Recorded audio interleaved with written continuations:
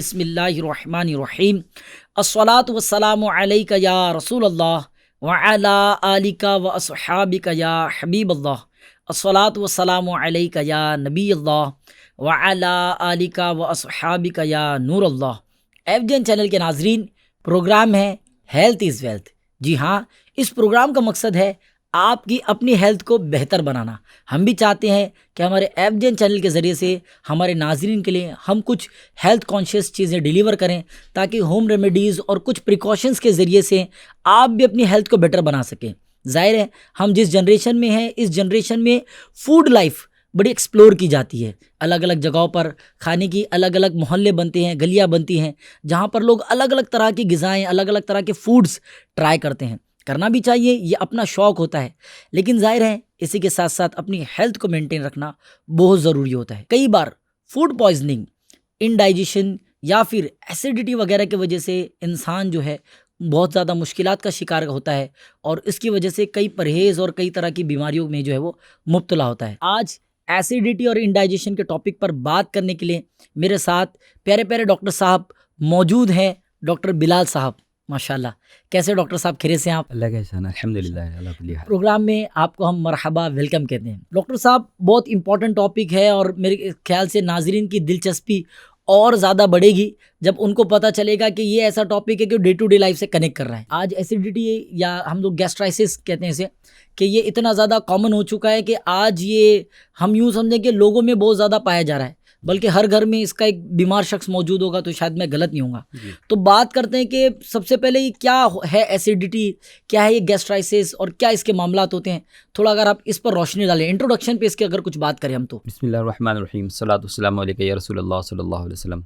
जी, आरिफ वजह फरमाया आपने। आज दुनिया की आधी पॉपुलेशन को एसिडिटी का प्रॉब्लम है, कि हर दूसरा शख्स दुनिया में एसिडिटी की प्रॉब्लम से गुजर रहा है। ऐसा ही है, मुझे ऐसा लगा था शायद मैंने घर में एक शख्स का, पर आप जैसे फरमा रहे कि आधी पॉपुलेशन इसमें इन्वॉल्व है। तो इसमें सबसे पहली चीज़ ये कही जाएगी कि एसिडिटी या गैस्ट्राइटिस कहते किसे हैं। ये हमारे डाइजेशन सिस्टम से रिलेटेड है, और आइटिस मतलब सूजन, मतलब हमारे मैदे में एक तरह की सूजन आने की वजह से गैस्ट्राइटिस होता है, जिसमें बहुत सारे प्रॉब्लम्स होते हैं, जैसे उल्टी आना, मतली होना, पेट में जलन होना, और कभी कभी बहुत सारी और भी तकलीफ़ों का सामना करना पड़ता है। यानी हम यूँ कह सकते हैं डॉक्टर साहब कि ह्यूमन डाइजेस्टिव सिस्टम, ये जो खाना हज़म होने का जो पूरा प्रोसेस है, ये पूरा प्रोसेस ही इसके वजह से डिस्टर्ब हो जाता है। जी बिल्कुल। और जो हमारा पेट है, जिसमें मेन ये काम होना है, तो मुझे ऐसा लगता है वो पेट भी पूरी तरह से ये गैस्ट्राइसिस की वजह से डिस्टर्ब हो जाता है। जी जी बिल्कुल। अगर हम शुरुआत यहाँ से करें कि पहले थोड़ा सा ह्यूमन डाइजेस्टिव सिस्टम,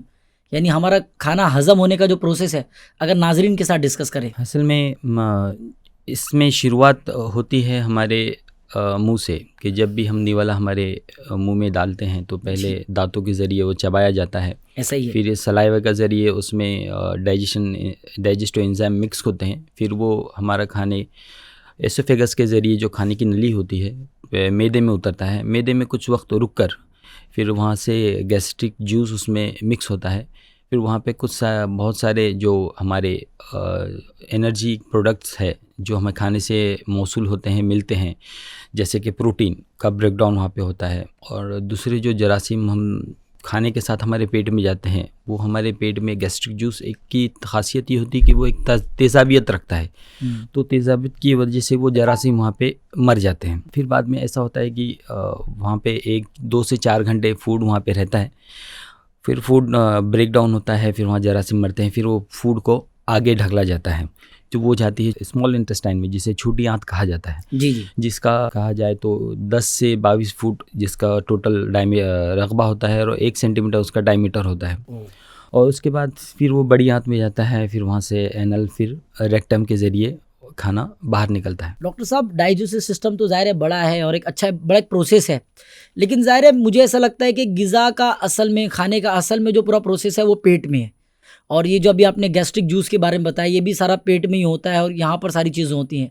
तो सबसे पहले तो ये समझें कि हम भी समझें, नाजरीन को भी आइडिया मिले कि क्या करता है ऐसा गैस्ट्रिक जूस जिसकी वजह से चीज़ें जो है प्रॉपर डाइजेस्ट हो जाती हैं, और गैस्ट्रिक जूस का क्या अहम रोल है, इस पर अगर हम बात करें तो। मैं गैस्ट्रिक जूस से पहले एक बात जनरल नॉलेज के लिए आपके साथ शेयर करूंगा। जी बिल्कुल। कि हमारा वैसे तो आज का जो टॉपिक है वो पेट से रिलेटेड है जी। तो पेट जनरली जे शेप का एक ऑर्गन होता है जो हमारे गट में शामिल है। गट मतलब मुंह से लेके एनल तक जो हमारा गैस्ट्रिक ट्रैक्ट है उसमें एक हिस्सा है जो थोड़ा सा फूला हुआ है जी, जिसका general size 6 centimetre bye 12 centimetre है। और नॉर्मल इसकी जो साइज़ होती है वो 50 ml की होती है। लेकिन जब हम कोई चीज़ खाना खाते हैं या फिर ओवर ईटिंग कर लेते हैं तो ये 70 गुना तक बढ़ जाता है। अल्लाह, जैसे कि 70 गुना तक बढ़ सकता 70 है। गुना तक बढ़ जाता है। जैसे कि 50 ml इसकी साइज़ है तो 4 लीटर तक एक्सपांड हो सकता है। ओह, तो जब खाना हम लोग खाते हैं तो ये जो खाना हम खाते हैं तो ये सिर्फ पेट में डाइजेस्ट नहीं होता। बहुत सारे लोगों का ऐसा जहन है कि खाना पूरा पेट मैदे में ही हजम हो पेट जाता में है। खत्म हो गया, पेट नहीं। भर गया, पेट में हजम हो हाँ, गया, पेट ये में हजम हो गया, ऐसी बातें नहीं होती। 5 से 10% ही खाना पेट में डाइजेस्ट होता है, बाकी पूरा खाना जो छोटी आंत में डाइजेस्ट होता है। ओह, मतलब 90% फूड डाइजेशन का प्रोसेस जो है Small स्मॉल intestine इंटेस्टाइन में, में होता ओके। है। अब आपके क्वेश्चन की तरफ आते हैं कि आपने पूछा गैस्ट्रिक जूस। जी, गैस्ट्रिक जूस है 3 चीज़ों से मिलके बना है, हाइड्रोक्लोरिक एसिड, ऐसे। लिपेज और पेप्सिन।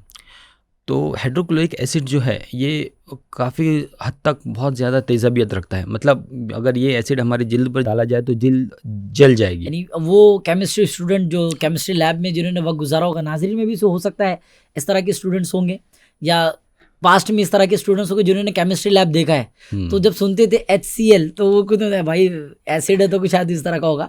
तो यकीनन ऐसा ही है जैसा डॉक्टर साहब माशाल्लाह फरमा रहे हैं। जी डॉक्टर साहब। जी वही HCl एसिड है जो हम केमिस्ट्री लैब में देखते थे, हाथ लगाने से डरते थे। तो अल्लाह ताला की निज़ाम, अल्लाह ताला का कुदरत देखिए कि वो हमारे पेट में है। बेशक। अक्सर ये चीज़ को बहुत सारे लोगों ने एक्सपीरियंस किया होगा कि जब उल्टी होती है तो हलक में एक तेज़ाबियत लगती है, ज़ुबान जल जाती है। जी, तो यही वो हाइड्रोक्लोरिक एसिड का असर होता है जो हमारे मुंह में ज़ाहिर होता है।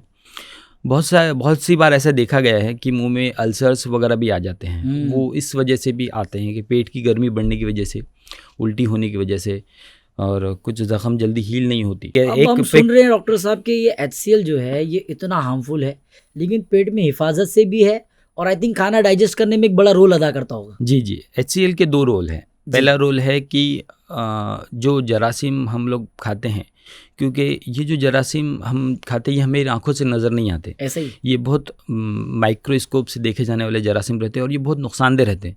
और हम कितना भी हाइजीन रखें या फिर करें, लेकिन ये हमारे किसी न किसी तरह से जिस्म में दाखिल हो जाते हैं। तो हाइड्रोक्लोरिक एसिड के 2 काम हैं कि एक तो ये जरासीम को किल करना, और दूसरा काम ये रहता है कि कुछ जो फूड पार्टिकल्स जिसको हमने अच्छे से चबाया नहीं है उसको वो ब्रेक डाउन करते हैं स्टमक में। माशाल्लाह।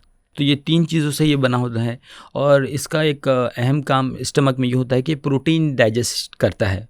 बाकी फ़ैट, कार्बोहाइड्रेट ये लोग आगे जाके डाइजेस्ट होते हैं स्मॉल इंटेस्टाइन में, लेकिन मेनली प्रोटीन है तो यहाँ पे डाइजेस्ट होना शुरू हो जाता है। यानी प्रोटीन जो है वो पेट में काफ़ी हद तक डाइजेस्ट हो चुका होता है और बाकी तमाम चीज़ें जो है वो आगे पुश कर दी जाती है स्मॉल इंटेस्टाइन और लार्ज इंटेस्टाइन में, वो जैसे भी डाइजेस्ट हो। क्या ये समझ सकते हैं कि प्रोटीन ही क्यों पेट में डाइजेस्ट होना चाहिए? इसके पीछे का क्या रीज़न हो सकता है? क्या प्रोटीन बाकियों से काफ़ी ज़्यादा हेल्दी होता है या टफ होता है? जी प्रोटीन बहुत ज़्यादा ज़रूरी होता है जिस्म में ताकत के लिए। तो ये इजीली ब्रेक डाउन हो जाता है, इजीली डाइजेस्ट हो जाता है, इसलिए स्टमक में होता है। बाकी आगे ही जो फूड्स है, जो फैट होता है, फैट काफ़ी हार्ड होता है डाइजेस्ट होने में, तो वो यहाँ पे डाइजेस्ट नहीं होता। कार्बोहाइड्रेट और वो इंटेस्टाइन में डाइजेस्ट होते हैं। थोड़ा सा यूँ भी समझते हैं डॉक्टर साहब कि ये जो आपने पूरा एक सिनेरियो बताया कि जे शेप का हमारा पेट होता है, ये पेट बड़ा नुमाया भी होता है, फिर आपने एक बड़ी कमाल की चीज़ बताई नाजरीन, मैं भी सुन के शॉक्ड हूँ कि ये जो पेट है ये अपने से कई गुना जो है बड़ा भी हो सकता है। बड़ा होने के साथ साथ इसमें जो है वो अपने से ज़्यादा खाना भी आ जाता है और इसमें कितनी इलास्टिसिटी है ये भी बड़ी कमाल की बात है। लेकिन साथ ही साथ कि ज़ाहिर है हमने देखा है कि जब पेट में बीमारियां आती हैं, पेट में प्रॉब्लम आती है, तो पेट की जो म्यूकस है या पेट की जो मेम्ब्रेन्स हैं या लेयर्स हैं ये बहुत ज़्यादा डिस्टर्ब हो जाती है, इसमें जलन बड़ी महसूस होती है। तो क्या वजह होती है कि ये पेट सबसे पहले डिस्टर्ब होता है?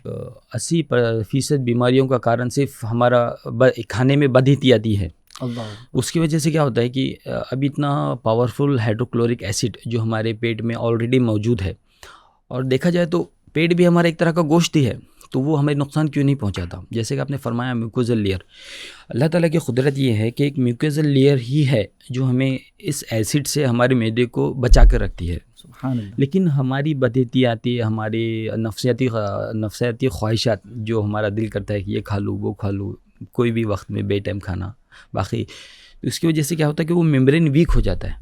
वो मेम्ब्रेन वीक होने की वजह से हमें आगे बहुत सारी प्रॉब्लम्स होती है। यानी मेम्ब्रेन वीक हो गया तो जाहिर है अब वो मेम्ब्रेन धीरे धीरे पतला होता चला जाएगा। जी जी, पतला बिल्कुल। होगा तो अब जो है वो एसिड आएगा तो बाकायदा वो इफेक्ट करेगा हमारे स्टमक को, हमारे पेट की वॉल्व को। जी। तो जाहिर है मेरे ख्याल से तकलीफ शायद और बढ़ेगी। अब हम ये समझेंगे कि ये वीक क्यों होता है। एक तो सबसे पहला कारण ये है कि एक इन्फेक्शन है एच पैलोरी करके, जरासीम होते हैं, वो हमारे जब फूड के ज़रिए हमारे पेट में जाते हैं और काफ़ी दिनों तक रहते हैं तो ये हमारे म्यूकोजल लेयर को वीक करता है। एक तो कारण ये हो गया, और दूसरा कारण ये है कि हमें जो कंटिन्यू कुछ लोग होते हैं जो पेन किलर खाते हैं, साल 2 साल 5 साल 10 साल, तो कंटिन्यूसली जो पेन किलर खाते हैं उस पेन किलर खाने की वजह से भी, जिसे सेल्फ मेडिकेशंस भी बहुत सारे लोग करते हैं, खुद से दवाइयाँ अपनी मर्जी से भी दवाइयाँ खाते हैं। थोड़ा सा सर दुखा तो कोई दवाई ले ली, जी जी, थोड़ा सा पेट में तकलीफ हुई तो कोई दवाई ले ली, सब्र नहीं करते फौरन दवाइयाँ ले लेते हैं। हाँ, तो ये self medications continue pain killer खाने की वजह से भी होता है। और दूसरा है कि टोबैको च्यूइंग और सिगरेट स्मोकिंग, अल्कोहल ड्रिंकिंग, और एक कारण ये भी इसमें देखा गया है कि स्ट्रेस की वजह से भी होता है। अल्लाह। जी। स्ट्रेस की वजह से? हाँ जी। एक आपको ये बात सुन के हैरानी होंगी कि हमारे पेट में ही एक तरह का दिमाग मौजूद होता है। पेट में दिमाग मौजूद होता है? जी। आप इसे, ये हमारे ओरिजिनल ब्रेन से डायरेक्ट कनेक्ट होता है। बहुत सारी बार आपने देखा होगा कि कोई ऐसा होता है कि किसी को अगर टेंशन आ जाता है तो सडन वो मोशंस हो जाते हैं उनको, सडन उनको टॉयलेट आ जाती है, सडन उनको लैट्रिन हो जाती है, कुछ को बात सुन ली, कुछ खबर सुन ली, उसकी वजह से वो सडन वो हो जाते हैं, या फिर किसी सदमे में डर गए तो पेशाब भी निकल जाता है या लैट्रिन हो जाती है। क्योंकि 90% सेरोटिनिन एक हार्मोन होता है जो हमारे पेट में मौजूद होता है, जो ग्रोथ, डेवलपमेंट, डाइजेशन में हमें हेल्प करता है। वेगस नर्व्स एक के ज़रिए ये ब्रेन और स्टमक दोनों हमारे एक दूसरे से कनेक्ट रहते हैं। हाँ, तो जब भी हमें स्ट्रेस होता है, कोई चीज़ का टेंशन होता है, कोई चीज़ के बारे में सोचते हैं, तो हमारा इंडाइजेशन ख़राब हो जाता है। आज के दौर में हमारा लाइफस्टाइल बहुत ज़्यादा बिगड़ गया है। जैसे आपको पहले बताया था कि 50% लोग इससे मुतासिर हैं।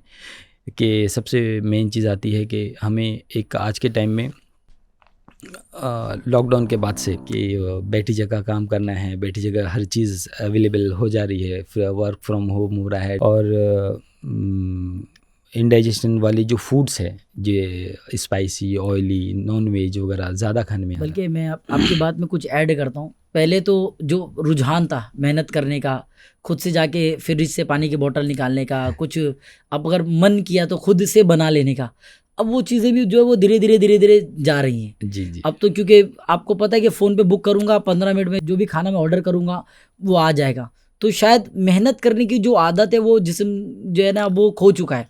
शायद नाजरीन भी इसको कनेक्ट करेंगे कि अब ऐसा लगता है कि हम जो है बहुत ज़्यादा सुस्ती की तरफ जा चुके हैं। दिल नहीं करता, मन नहीं करता काम करने का, बड़ी सुस्ती सी आती है। ऐसा लगता है कि बस ठीक है ना, बैठे बैठे अच्छा लग रहा है, और चिल करना जो है हमारा मोटिव हो गया है। नहीं, ये चिल करना आपके लिए प्रॉब्लमेटिक है। बॉडी को मूवमेंट में रखना बहुत ज़रूरी है। अगर जिस्म इसी तरह से बैठा रहा, थकता रहा और जिस्म में सुस्ती आती चली गई तो यकीनन जैसे डॉक्टर बिलाल साहब जो है फरमा रहे हैं, इसी तरह से इनडाइजेशन, उस तरह की दिगर तकालीफें हो सकती है। इसको भी समझना बहुत ज़रूरी है।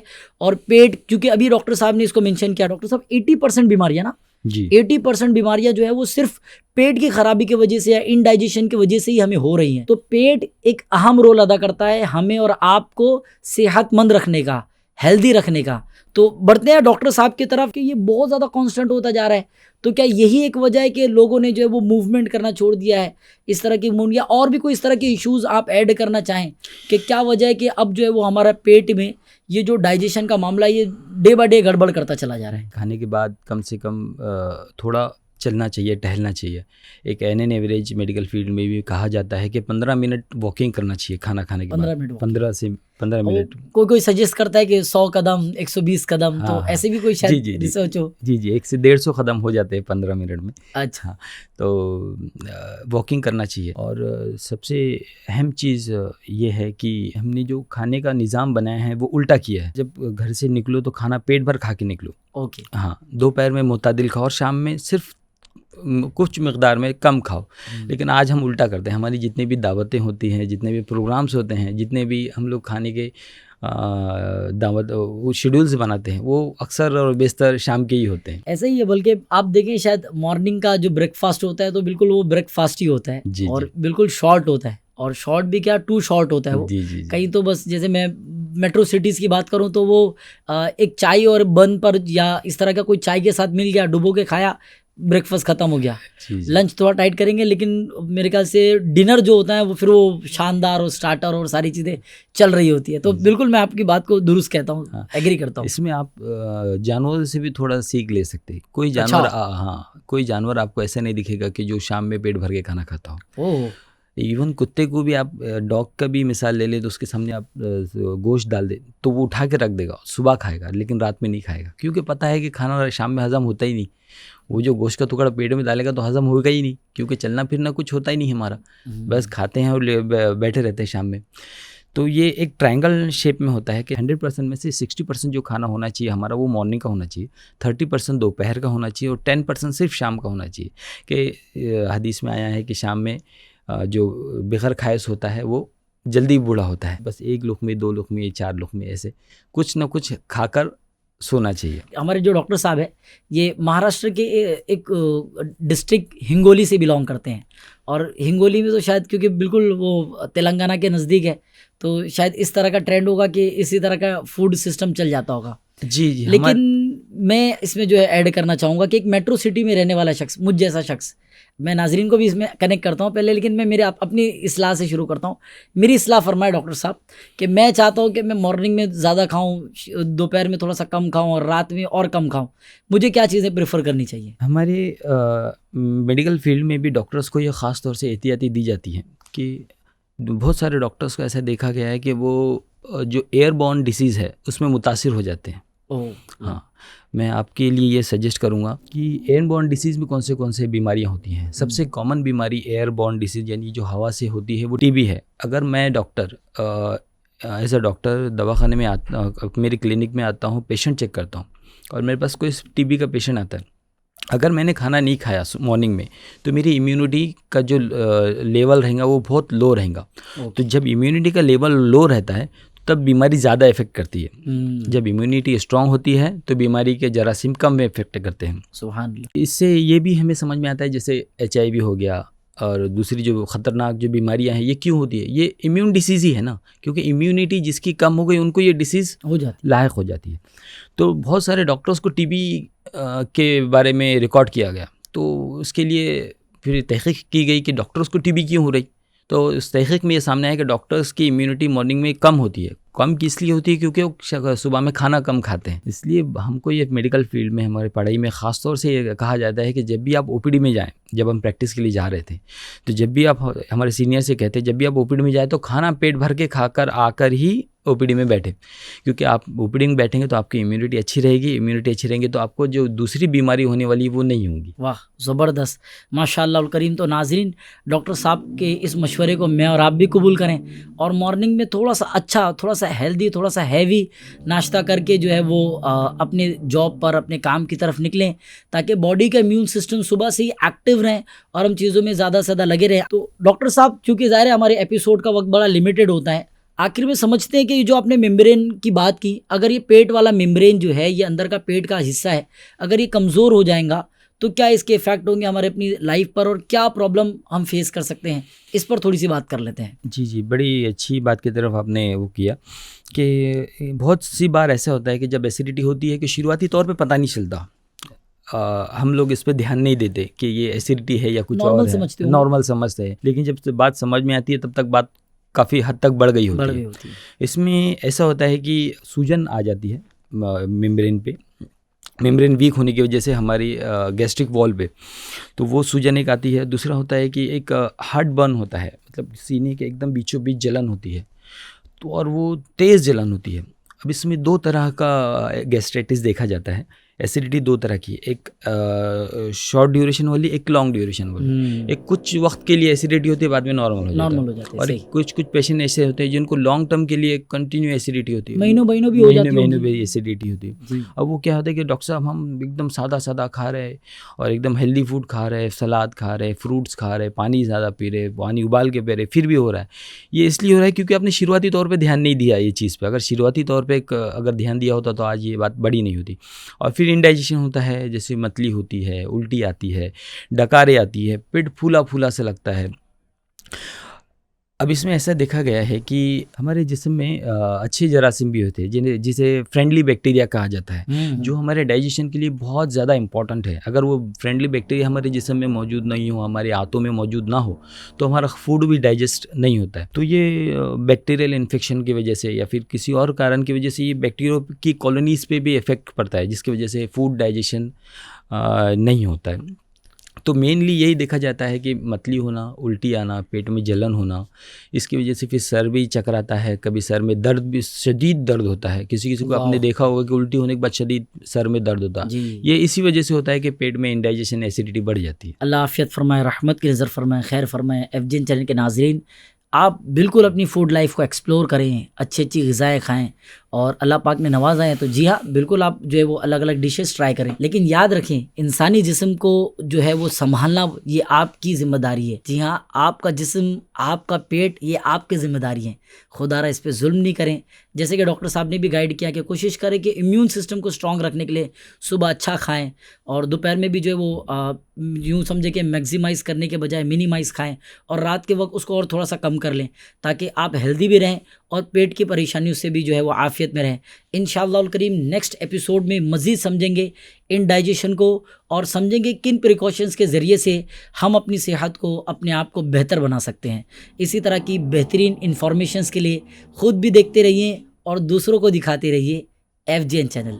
सल्लु अलल हबीब सल्लल्लाहु ताला अला मुहम्मद सल्लल्लाहु ताला अलैहि वालिहि वसल्लम। जो है बीमार सेहत के तालिब, उन पे फरमा करम